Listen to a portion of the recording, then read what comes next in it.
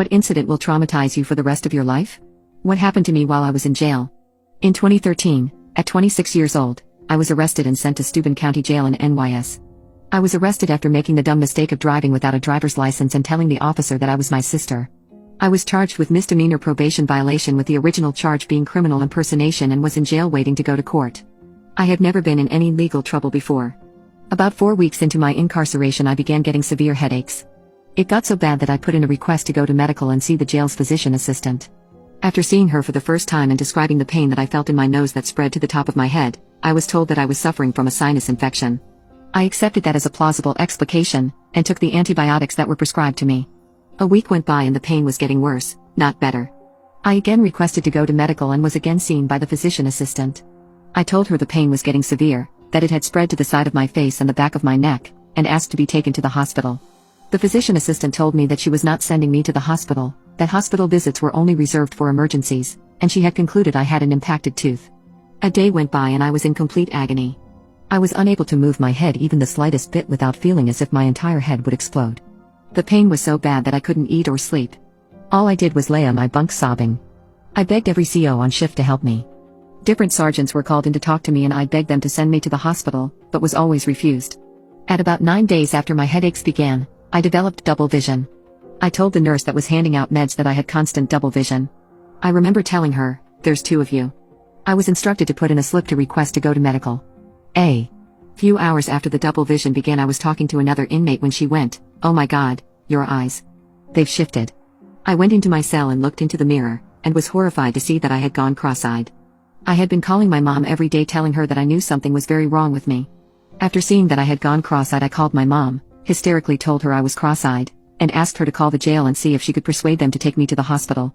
Everyone my mom called and spoke to on the phone or talked to in person at the jail would assure her that I was getting adequate medical care. I requested to speak with a sergeant, and after about an hour one showed up to talk to me. I showed him my eyes, told him my vision was doubled, told him I was in the worst pain of my life, and pleaded with him to send me to the hospital. I told him that I knew something was seriously wrong, that I knew if I wasn't treated soon I would pass away. To which he sarcastically said, "I didn't know that you're a doctor. Go back to your cell, you can go to medical in the morning." The next morning, after about my 10th sleepless, agonizing night, I discovered I could no longer walk properly. Instead of my normal stride, I was now walking with small shuffled steps. I felt very unbalanced, like everything was spinning. I was on a second-story tier, and it was nearly impossible for me to get down the stairs. I was again sent to medical, and this time I was told that I was not going to the hospital, to stop bothering the COs and sergeants, and that all this was your own fault for taking other inmates' medication. I was completely stunned, and adamantly denied that I had taken anyone else's medication. The physician assistant said that I must have, that it was the only explanation for my eyes going cross, and that it was obviously a drug reaction. I cried and told her it wasn't true, that it was something neurological, and begged to go to the hospital. I told her that I was positive I was going to pass away, begged her to save me. Cold as ice, she called in the CO and said, "Take her back to her cell. Tell everyone to stop bringing her here. She's wasting my time." I felt absolutely helpless. I was sure that I was gravely ill and that the jail administration was just going to let me pass away in my cell, alone and scared, in complete agony. I was moved to the ground floor as a safety precaution and laid on my bunk, basically waiting to either become unconscious or pass away. The other inmates became involved, told staff they had to help me, but were met with deaf ears. About 2 hours later, I remember adjusting my head, and I immediately felt a pain in my head and neck that caused me to start screaming uncontrollably. It felt like my brain was too big for my head and my head would explode. The sergeant on duty was called, and when he came to my cell I recalled saying, "Please, you have to help me. I'm a human being. I'm only 26 years old. Please don't let me pass away in here." I was overwhelmed with joy and gratitude when he replied, "Okay, get your shoes on, we'll get you checked out." I sobbed uncontrollably, and just kept thanking him. He had to keep his arm around me to help me walk up the hall. We got to the end of the hall and he stopped to open a side door and led me in. We entered a room with a desk, 2 cells, and a shower. He opened the cell door to one of the cells and set me down on a wood bench. He left, shutting the door behind him. I asked him, "When am I going to the hospital?" To which he replied, "You're not. We can't have you screaming like that, bothering everyone on the unit. You are staying in constant watch until you can grow up." I was absolutely devastated. I was being held in the cells they usually use to watch people who are suicidal. I was put in the cell, the desk was moved right in front of it, and a guard was placed at the desk to watch me. Why he told me I was going to go to the hospital I don't know. I've never felt more let down in my entire life. That whole night I laid in that cell sobbing. I remember singing songs to try to distract myself from the pain.